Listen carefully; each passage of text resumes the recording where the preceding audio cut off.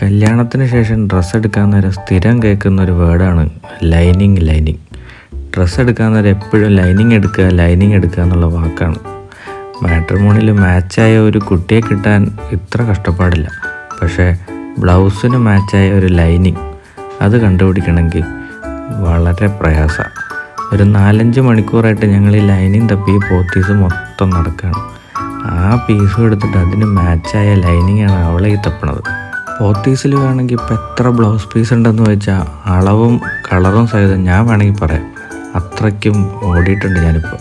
അവസാനം ഇത് തപ്പിയെടുക്കാൻ ഞങ്ങൾക്കിതേ ഒരു ചേട്ടനും വന്നു.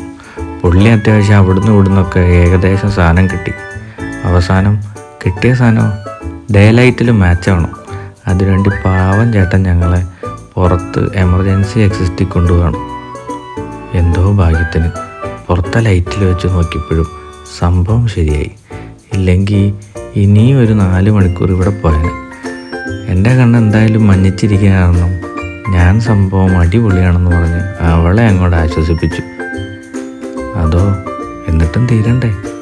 വീണ്ടും ആ സാധനം എടുത്തിട്ട് അതിന് ലൈനിങ്ങിനോട് ചേർത്ത് വെച്ചിട്ട് മാച്ചാണോ എന്ന് നോക്കണം.